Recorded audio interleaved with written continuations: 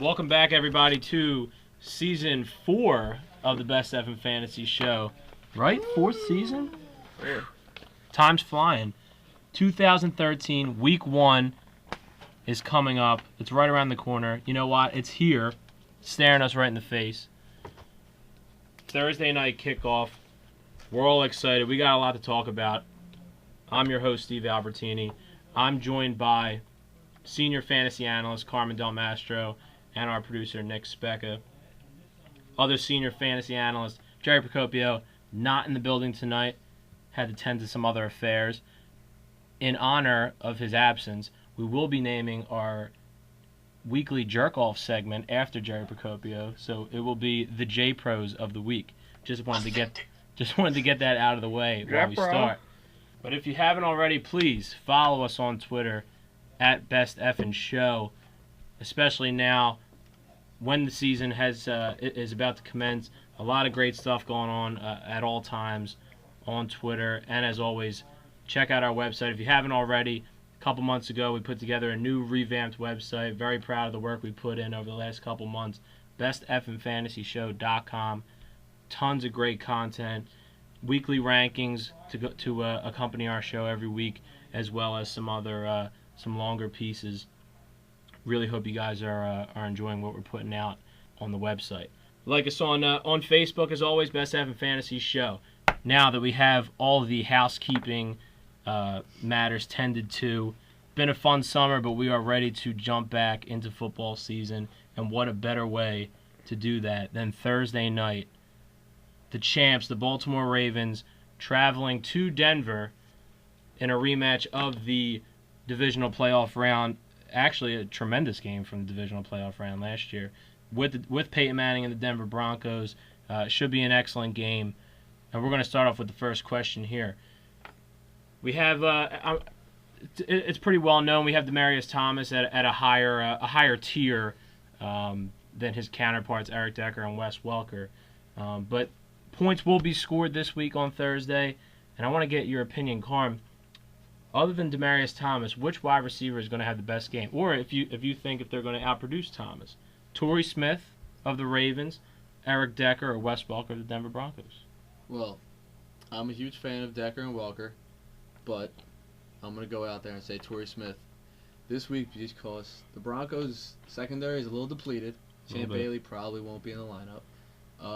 They're going to have to throw the ball a little more to keep pace with Peyton Manning and the Broncos receiving core and that high-powered offense that they're rolling out this season. But in my opinion, it's Torrey Smith this week over those two guys. I agree. I actually have kind of really puts a damper on my legend segment because I have Torrey Smith as one of my legends. But no, not at all. For the same reason. I mean, Champ Bailey not there. Even when Champ Bailey was there in the playoffs last year, it didn't really matter. Torrey Smith got behind him a couple times. But I envision a lot of the same on Thursday night. Any preference in regards to Decker or Welker? I'm going to go with Decker on this one. I feel like Peyton Manning's not made that connection yet with Wes Welker. Torrey Smith, he's kind of like that big play kind of receiver. He's going to go deep. He doesn't really go short that much. I think, especially in PPR, you're going to get the best value with Decker this week. I think Payne's going to look to him a lot more than Welker, and a lot of focus is going to be on Thomas. So I'm going to go with Decker out of all four of them.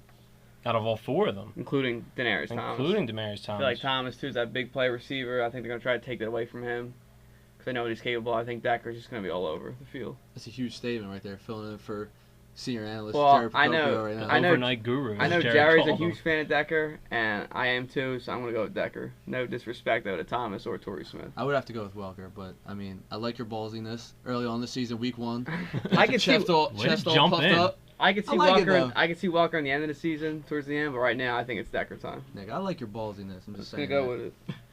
I do. I think over the long run, I think the chain of receivers in Denver is going to be Thomas, Decker, and then Welker. But in this particular scenario, I think Torrey Smith's going to have a huge game, especially with no Champ Bailey. In an AFC East matchup, have the New England Patriots and their new receiving core, their new young receiving core, playing the Buffalo Bills and C.J. Spiller. Now, guys, I mean, me personally, I think the Patriots are going to put up. I wouldn't be surprised if Tom Brady threw 4 or 5 touchdowns, but out of those new receivers, I mean, they're all new faces. A lot of them are rookies. You got Kenbrell Tompkins, who's made a lot of noise in the preseason. Aaron Dobson, and Danny Amendola, who's another new face replacing Wes Welker. Not expecting Rob Gronkowski to suit up Week 1, although he's making more progress than we expected at this point in time. But out of those fresh-faced wide receivers in New England, who do you expect to be most productive the first game of the season? I mean, call me crazy, but I think it's going to be the tight end. I think Sudfeld's going to be the guy who they lean on a lot more. There's no Gronk, there's no Hernandez. They already said even when Gronk comes back that he's going to have an active role in the offense. So, and the way Tom Brady and the Patriots offense move with 2 tight ends throughout the system, why not Tom Brady lean on him early in the season, establish his dominance, and just go from there. The other guy I would probably see him leaning on a little more is Amendola, then Tompkins, then Dobson, in that order for me. Yeah, I agree. I'm big on Tompkins and what his potential could be, but in Week 1, I'm expecting a heavy dosage of Danny Amendola and a heavy dosage of Zach Sudfeld.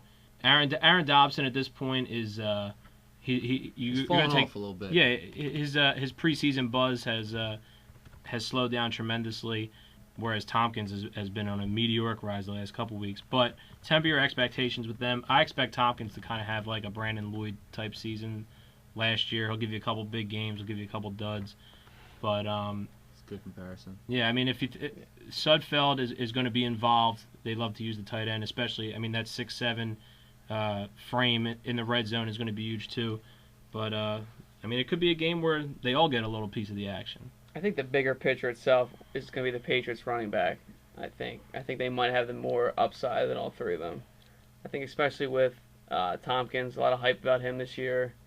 I would play it safe and just go with the running backs, the more powerful out of all 3 of them, excluding the tight ends though. So if you own Danny Amendola, you're not going to start him? No, you could start him, but as in the past you saw Ocho, what he did the year you saw Brandon Lloyd, so now you got him coming in. The consistency with new receivers besides Randy Moss. Let's put it like this. If you have a solid core player on the Patriots offense, you're starting him. No, I understand that. I'm not going to say he's going to do bad. So you're starting Ridley, you're starting Vereen, you're starting Sudfeld, you're starting Tompkins in a flex play if you're a little depending on your league settings, depending on your lineup, your depth, and your preference, and you're starting Amendola 100%, without a doubt, and Brady 1,000,000%. Again, I think you should start all 3 of them. I think the best out of them is going to be the running backs besides Brady.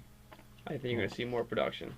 I'm saying. I think we can all agree all Tom Brady owners will be smiling this week. That's a good one. We got to.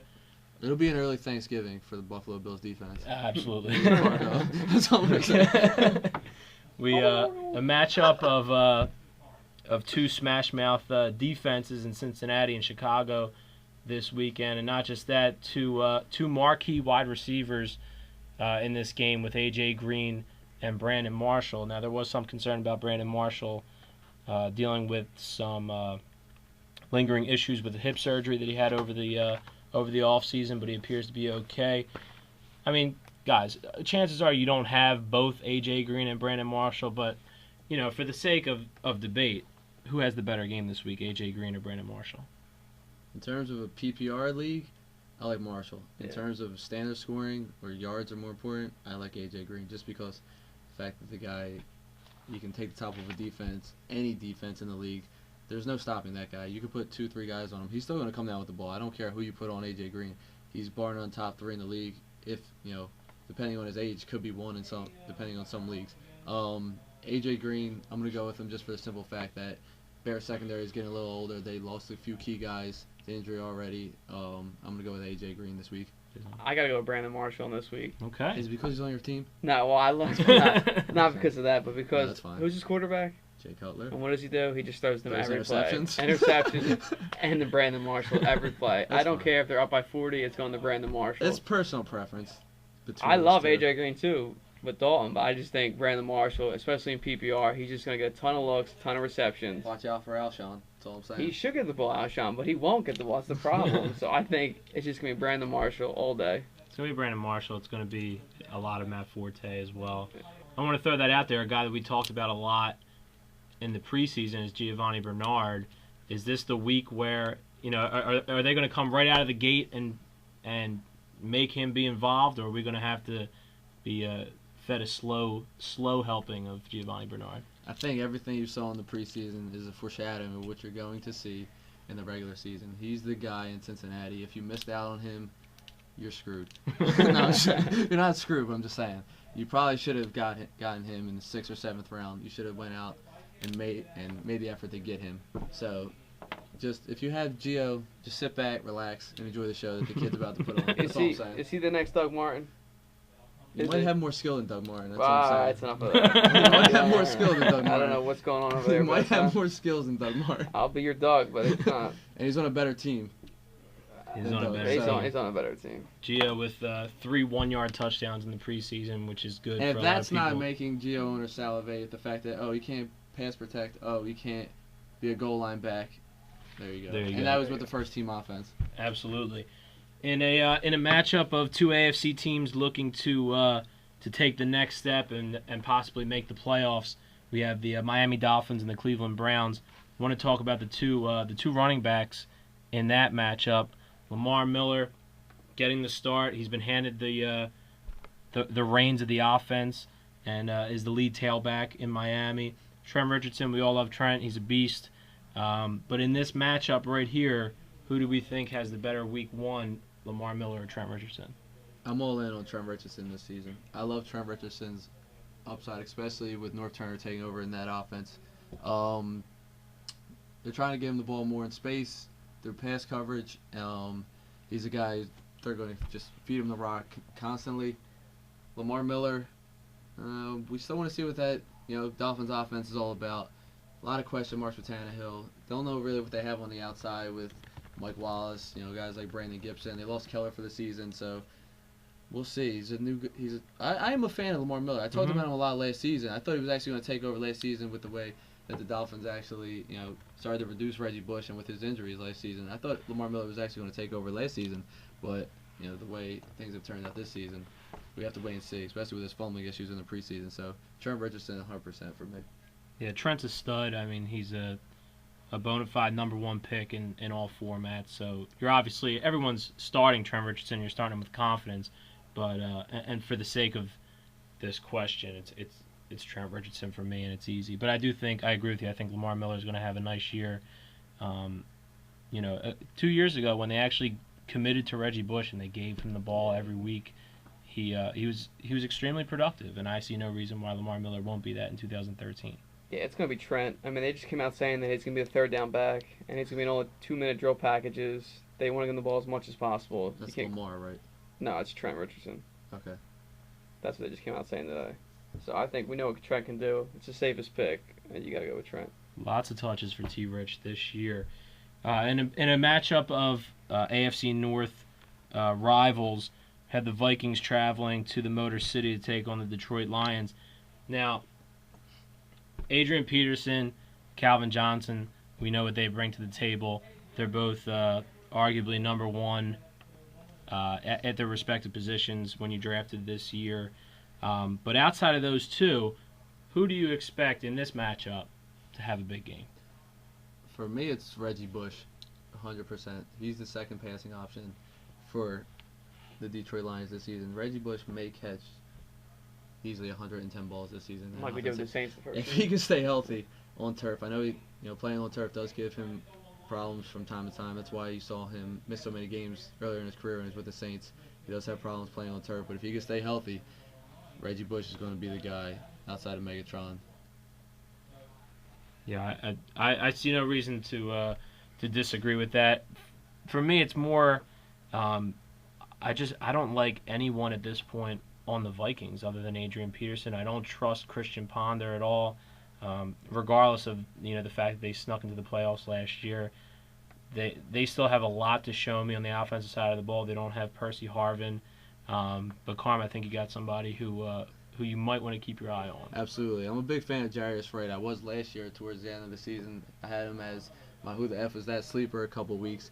He's a guy that can, slide up into the Vikings pass game and become potential deep threat. I mean, they really don't have that much in the pass game anyway. I mean, Cordero Patterson, he should be owned in every league. He's going to be a playmaker. He's going to produce, steadily throughout the season. It's just going to increase steadily along the season. Greg Jennings is Greg Jennings at this point in his career through a number of injuries. So, monitor your expectations with Greg Jennings. Jarius Wright, a guy, I'm not saying you go out there, you pick him up right away, but he could be, after week 1, week 2, a guy who we see a lot of fantasy owners rushing to the waiver wire to pick up. Yeah. Kyle Rudolph, also a guy to keep an eye on as well. Touchdown machine. 9 touchdowns last year. And he's a red zone guy. I mean, he has one of the lowest yards per catch for any tight end. I think it was like 3.7 yards per attempt, which just goes to show that he is a red zone guy, and he doesn't really get the ball in space. But yeah, I mean, Reggie Bush is a great play this week as well. Moving back to the AFC, we have the Raiders traveling to Indianapolis to play the Colts. 2 guys that are on the bubble a little bit. They've performed in the past, but you're a little bit unsure about the 2 of them in 2013, and that's Run DMC, Darren McFadden, and Ahmad Bradshaw. Haven't seen anything of Bradshaw in the preseason since he's come to Indianapolis, but all indications are that he's ready to go, and he's going to be the guy in the backfield for the Colts. And with McFadden, you really just never know. We're always waiting for him to step up and become one of the elite rushers in football, and it just hasn't happened yet. But in week 1, who do we think is going to have the better game in this matchup, McFadden or Bradshaw? I'm going with Bradshaw just based on the fact that DMC has been, somewhat of a dud the past couple seasons with his injury problems. I liked DMC last year. I thought he was going to produce. That was my fault. I apologize from the bottom of my heart. I'm sorry. But this season, with these 2, we haven't seen anything out of Bradshaw, like you said. He's been running with the second-team offense. Vic Ballard's there. I expect week 1 for there to be somewhat of a timeshare just between Bradshaw and Ballard to establish who's actually going to carry the workload in week 1. If I had to pick one, I'd still probably pick Bradshaw just for the simple fact that he's just flat out better than DMC at this point in his career. And if you want one guy that's going to be actually being on the goal line and a team that's actually going to move the football a lot more, get touches around the goal line, Ahmad Bradshaw. Yeah, I gotta go with Bradshaw too. The Raiders are just an absolute mess right now. Run DMC has so much talent, but he's not that reliable. Bradshaw's definitely getting the goal line carries, especially any running back in Indianapolis. I know he hasn't played all preseason. He's only 27. He's young. He's gonna get the ball. You're gonna see a lot of success out of him, especially in the goal lines. Yeah, it's unanimous. I like Bradshaw as well, and a lot of it has to do with the fact that I think the Raiders' offense is just going to be tough to watch with Terrell Pryor in there. I think they're going to load the box to stop McFadden and just have Pryor beat them in the air. But I think Run DMC is going to be good this year in a PPR stance and a lot of catches. Woo! But other than getting a lot of receptions this year, I'm not sure how he's going to be successful. All right, moving on to a matchup of 2 high-powered offenses. The Atlanta Falcons play the New Orleans Saints in Week 1. Sean Payton back on the sidelines to coach the Saints. I don't think it could be debated. I think there's going to be a lot of points scored in this game. And there's 2 big-time stud receivers for the Falcons with Julio Jones and Roddy White. Are we starting both of them? Are we nervous about maybe one of them isn't going to match the other? Or do we think it's just going to be bombs away for the Falcons and the Saints as well this week? Roddy White, all reports are saying that the ankle's fine. He's going to play week 1. You have to play him. You have to play all your Falcons. You have to play all your Saints. It's typical, NFC South shootout. Yeah, it's going to be a 34-31 kind of game. Nick, do you think anybody really stands out that you should definitely keep an eye on other than the usual suspects? Well, I think you have to look at 2 for the running game is Steven Jackson. I think Atlanta's going to like to run the ball. I'm not too sure they were thrilled with last year how many passes they threw. I think they want to get back into the running motion of stuff. I think Steven Jackson's going to break out, and this is going to be the game. Everyone's like, oh my God, Steven Jackson's a tier 1 running back in the possibility. Also, I kind of like Roddy White over Julio this week, even though they're both studs. I just think Roddy White gets more looks, and he's just more reliable. No disrespect to Julio. You're the Julio, or you're the Roddy. I mean, I grew up drafting. Yeah, I mean, he had Who's more. your guy? He's my boy. I mean, last year he had 143 targets. I think Julio had about 10 less, maybe a little bit more than that. He had 129, Julio. I just think Matt Ryan looks to Roddy, especially in the clutch. I think this game's going to be a shootout, and I think Matt's going to get the Roddy Have for you the seen win. what Julio looks like? I know what Julio looks like. He's a monster. He I looks also like know he's what Roddy carrying looks 2 like. refrigerators on his back. It's fine. Roddy's got He's 3 of them. huge. No, I'm just saying. No, I'm not No, saying anything I know. about Roddy. I'm just saying. He's he only looks like an 31, animal. Roddy White. Yeah, I know. I mean, Julio's a monster. Predator Reloaded. I'm just going with the veterans. I'm going Roddy White Go and for Steven Jackson. I'm not arguing with you. I'm just If saying. it was Jerry, I would argue with you. But Nah, I'm just saying. Love you, Jerry. It is a lot more cordial without Jerry. A lot more. I'm But- just trying to fill in for Jay what he would say. It's gonna be a high scoring affair. Start all your Saints, all your Falcons with confidence, and you'll reap the benefits. Another NFC South team, the Tampa Bay Buccaneers, playing the New York Jets and Geno Smith in his first NFL action. The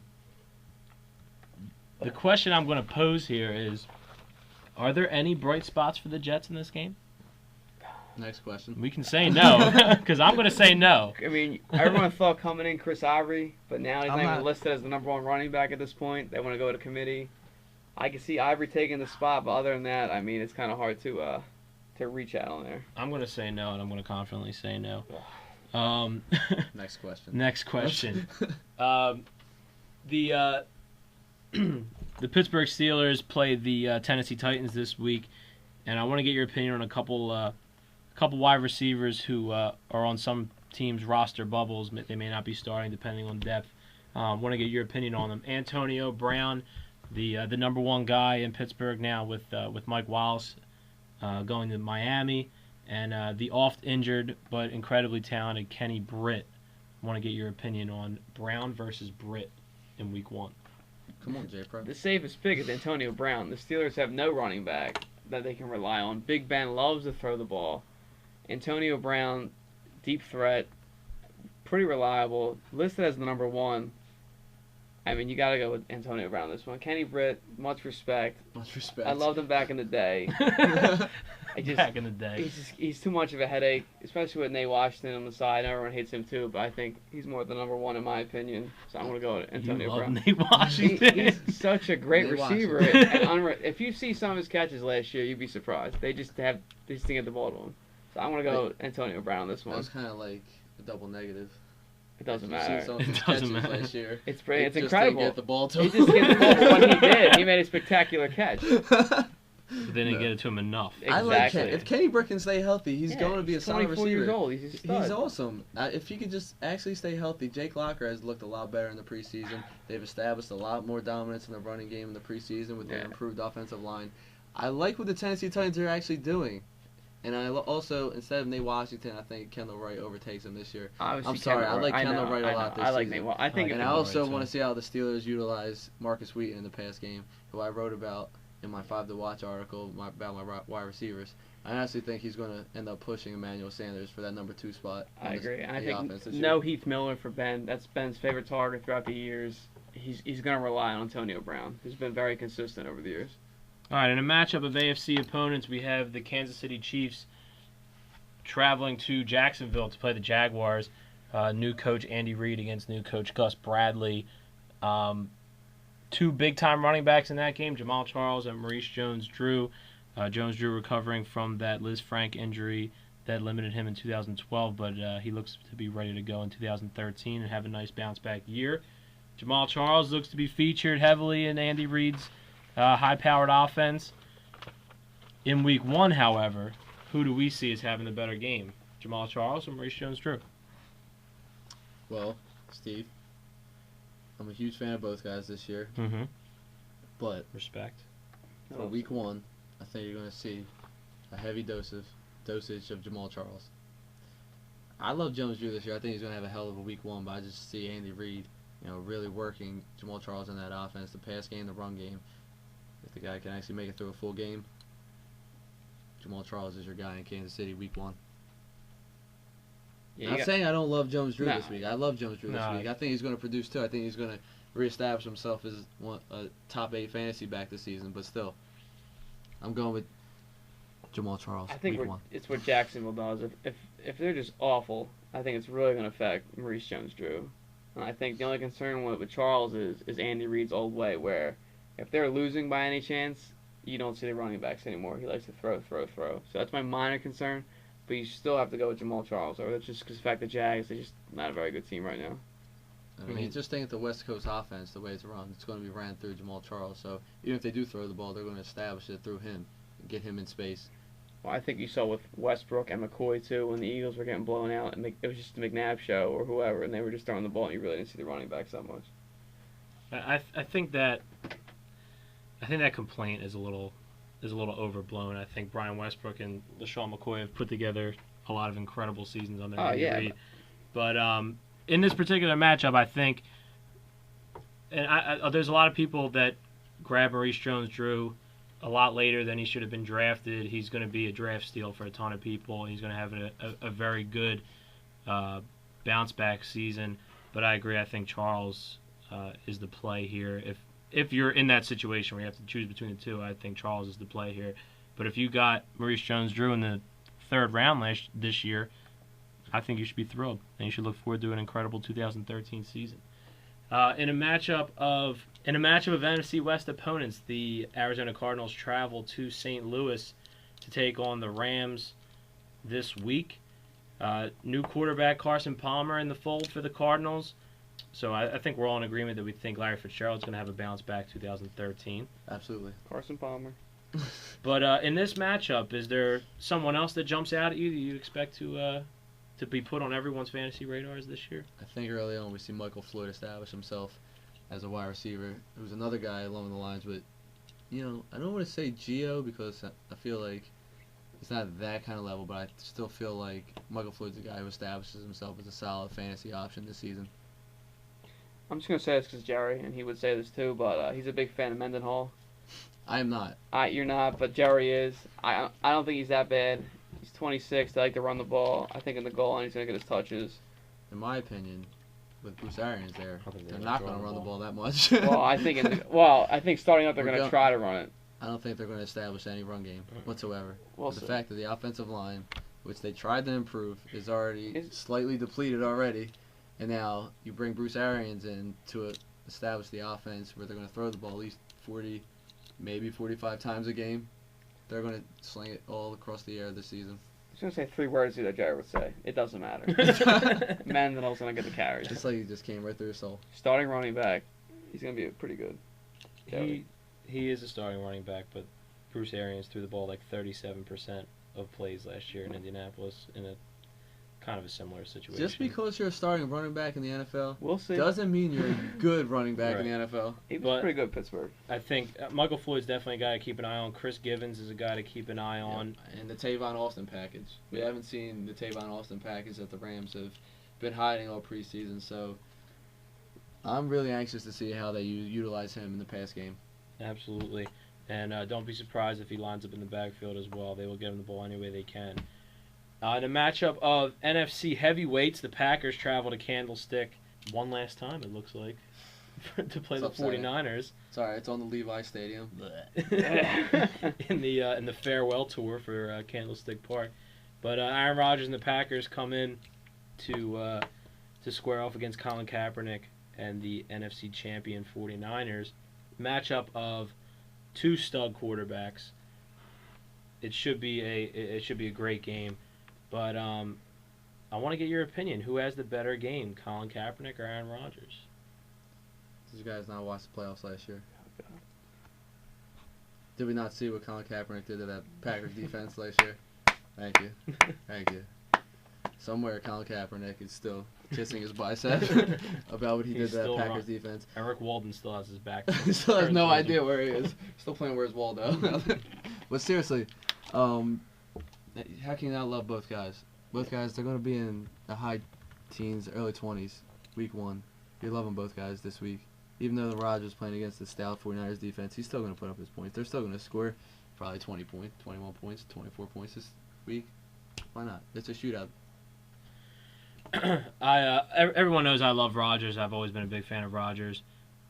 Kaepernick did a real number on the Packers defense last year, and it's not so much, I don't like Aaron Rodgers this week. It's just that for some reason that he'll get a couple touchdowns. Don't get me wrong, but when we're talking Rodgers versus Kaepernick in Week 1, I think at the end of the day, I think Kaepernick will have a couple more points than Rodgers. It won't be significant, but I think he'll have a couple more points. And that's the thing too with the Packers defense. They don't have the personnel that matches up with the type of offense that the 49ers are going to be running. No. They don't have the type of speed on the field.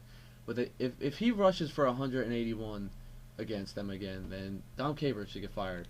Because that's embarrassing. Yeah. He should not rush for 181 yards. No. I mean, if he rushes for, I see him probably rushing for 60, 80 yards and a touchdown, he should not be able to get 181 yards against them again. Seriously. And the 49ers defense gave Rodgers some fits last year, not just in that playoff game, but in Week 1 in Lambeau as well. Moving on to the Sunday night game, got an NFC East matchup. The Giants travel to Dallas to take on the Cowboys in no longer Jerry's World, Cowboy Stadium, in AT&T Stadium. Oh boy. Or what is it, AT&T Field? I don't know, whatever. Some corporate sponsor. Some conglomerate. AT&T Stadium in Arlington, Texas. There you go, in case anyone actually cared. A lot of points going to be scored in this one, per usual, when the Giants and the Cowboys square off. But let's talk about the running backs first. Who has the bigger game, David Wilson with Andre Brown on the IR, or DeMarco Murray? I'm going with David Wilson. Home run hitter for the Giants. Cowboys defense isn't that great. I also like, I'm going to just go out there and say it now, or should I save it later? I'll just say Miles Austin's the guy who I really like this week against the Giants defense. Secondary for the Giants. It's going to be rough. Last year it was rough. This year it's going to be even worse. I'm a big fan of Miles Austin. Shady early legend right there for what we're going to have. Shady early I legend. like to hear. I love David Wilson this year. I love David Wilson this week.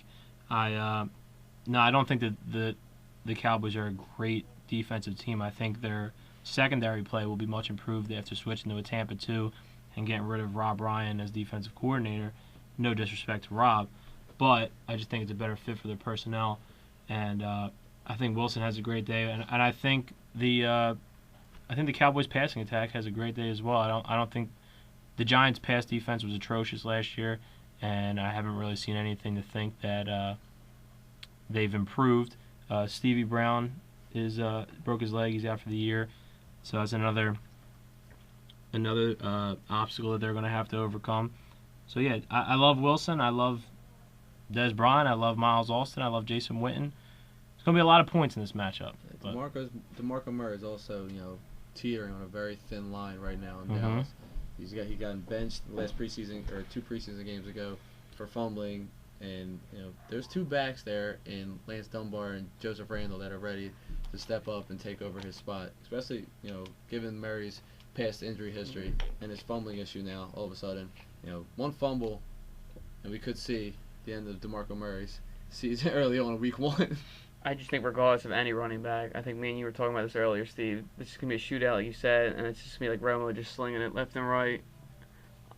You have to go Wilson over anybody regardless of who starts for the Cowboys running back game. It's just going to be Tony Romo and his receivers with Witten, and then David Wilson. Yeah. Monday night, the Eagles travel to D.C. to take on RG3 and the Redskins. RG3's been cleared to play. He's ready to go.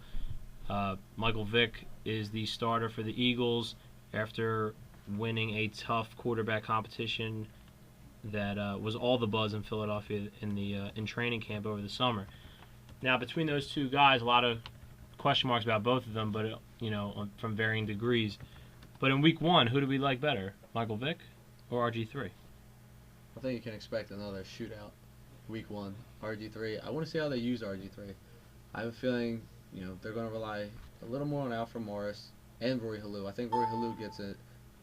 I think Roy Halou definitely gets his carries increased just because of the fact that they're going to run the ball more. They're going to use more bubble screens with Alfred Morris and Roy Halou. Roy Halou's going to take some of the third down touches away from Alfred Morris, and I think if you see guys really start to establish themselves, guys like Leonard Hankerson, Pierre Garçon, Fred Davis is back. He's healthy. I think RG3 has a solid comeback. We're not going to see him run around like a madman, like we're used to him saying last year. I think his father and his scare. But just don't discredit Vic. I'm really anxious to see how Chip Kelly runs his offense. I think the Eagles, they definitely put up some points. I think it's going to be a game of, it's not a game of two solid defenses, so it's the game of who can actually get, a stop or two, consecutive and actually not put some points on the board. So whoever that is, I like both guys, but I'm going to give the slight edge to RG3 this week. I think RG3 is definitely not going to run as much.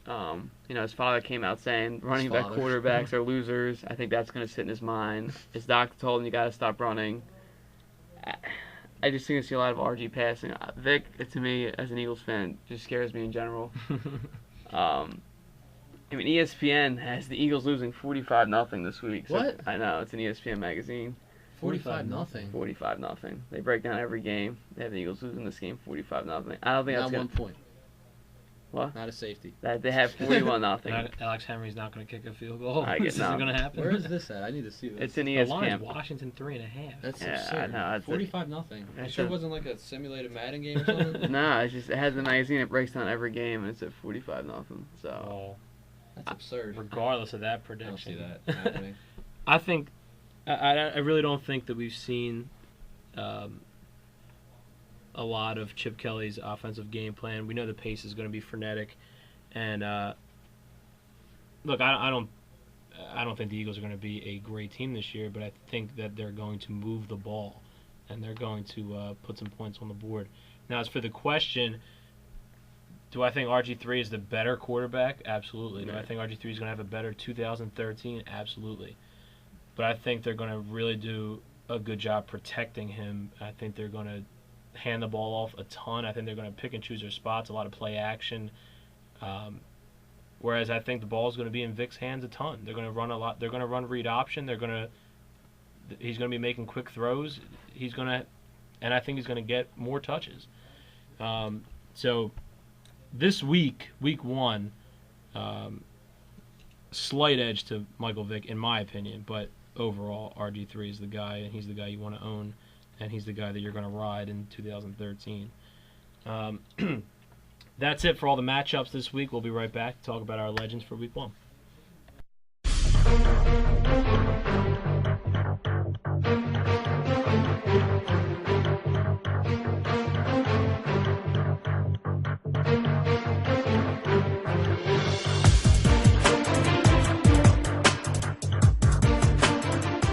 Welcome back, everyone, to the Week 1 edition of the Best F in Fantasy Show 2013 season. I'm your host, Steve Albertini. Follow us on Twitter at Best F Show. Check out the site, bestfnfantasyshow.com. It's that time of the week where we give you our legends and jerk-offs for this week, as well as everyone's favorite segment, the Who the F is That Sleeper of the Week. Quan, why don't you start off with your legends for this week? All right, I'm just going to rattle them off real quick. We're going Miles Austin. I talked about him earlier against the Giants secondary. I expect him to have a good game. The Giants are going to have to try and stop Dez and stop Witten somehow. I think Miles Austin is going to eventually find himself having a nice game. 5 catches, 80 yards, and a touchdown. Okay. Shane Vereen, we're going against Buffalo. We already talked about this also. You're starting all your Patriots. Shane Vereen's the guy. They're going to line up in the slots. They're going to line him up in the backfield. He's going to get his touches. PPR monster this season, Shane Vereen, week 1. And Steven Jackson. Big NFC South matchup, shootout. Saints aren't going to be able to put 8 guys in the box against the Falcons. Steven Jackson is going over 100 yards this week. And a touch. Possibly 2. Why not? Why not? I got a couple guys here that we talked about earlier on in the show. One's Alfred Morris. I think they're going to run a ton to protect RG3. The Eagles were 23rd against the run last year. If you watch that Patriots preseason game, there's really been no noticeable improvement. So I think Morris has a big game. Torrey Smith, another one, no champ. No Von Miller pass rush. And I think there's going to be a lot of points scored in this one. Torrey Smith got behind that defense a couple times last year. Wouldn't be surprised if he did it a couple more times on Thursday night.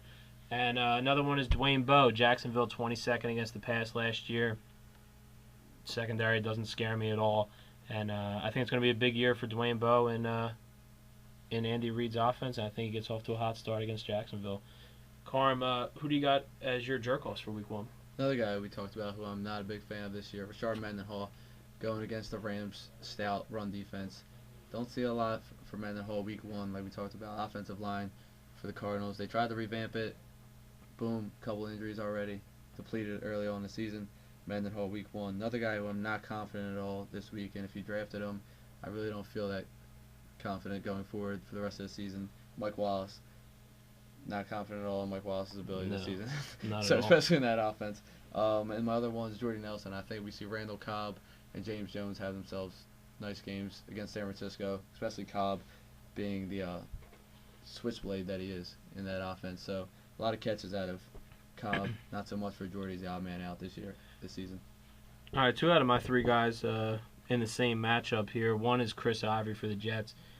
Tampa Bay, number 1 against the run last year. I know that number is a little skewed since they were the worst team in the league against the pass, but numbers never lie.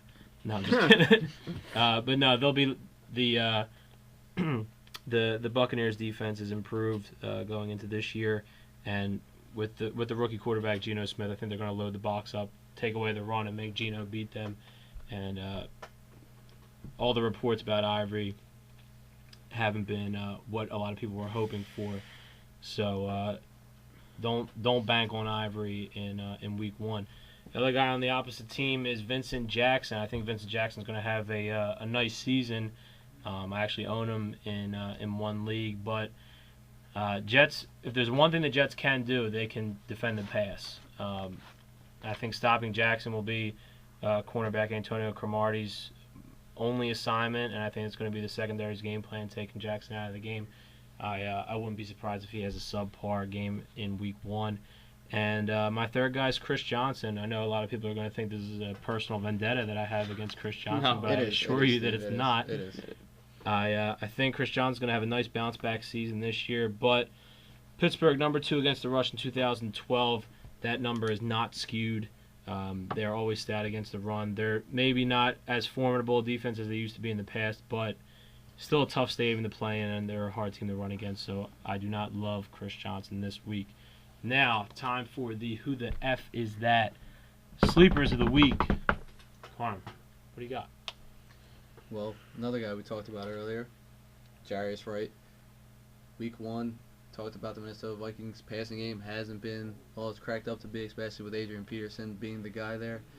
Someone has to emerge in that offense. I like Jarius Wright to be the deep threat, to be the guy that takes the top off of opposing teams' defenses this year. I see Jarius Wright finding the end zone in week 1. Another guy I like is a guy out in San Francisco by the name of Quentin Patton. Here's a guy who spent most of training camp with a broken hand, or a broken finger, sorry. Just spent time running routes, played the last 2 preseason games. He's established himself already as a guy who will line up in the slot and can be their version of Randall Cobb in that offense. Rookie this season. Scored the last 2 weeks. Absolutely. He's the guy who can take top of defense, can run.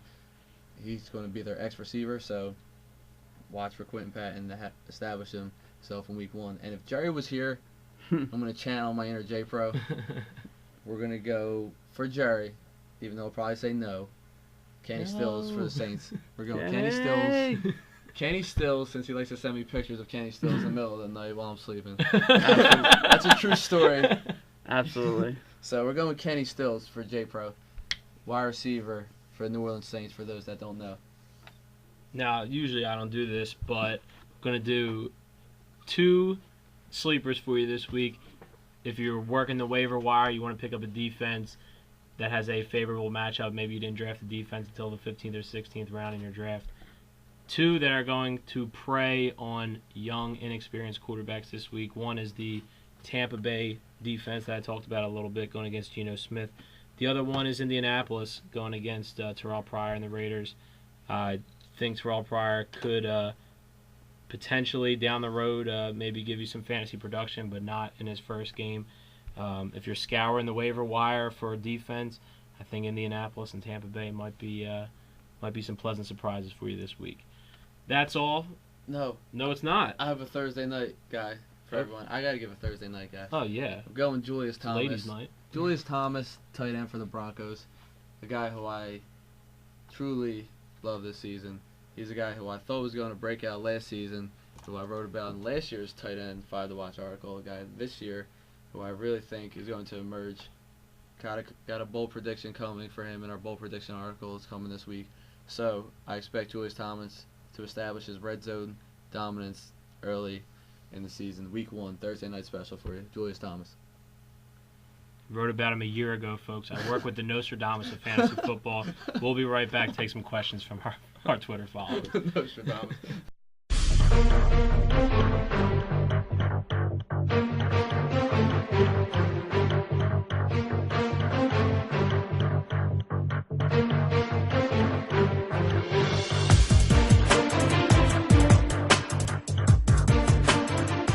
We are back for the question segment of the Best F in Fantasy Show, Week 1, 2013 season. We are live from the basement. I'm your host, Steve Albertini. Once again, follow us on Twitter at Best F and Show. Tweet us any questions or comments you have throughout the week. We'll be happy to help you out. I'm going to pass it along like I do every week to my producer, Nick Specca, who has the first question. Got a lot of airtime this week. It's kind of scary. But our first question goes to @YouGotAri. Simple question, Kenny Britt or Golden Tate. He didn't specify if it's PPR standard, but we'll just go for standard sake. Kenny Britt or Golden Tate? Yeah. I mean, I like Golden Tate this year. I think Golden Tate's going to have a really nice year in the absence of Percy Harvin. Kenny Britt, we talked about him a little bit earlier on the show. He's uber talented, but oft injured and a little... what's the word I'm looking for here? Looney? He's a little loony, yeah, but he's inconsistent. A little inconsistent. So in Week 1, I'll lean towards Golden Tate. I'm going to have to lean the same way.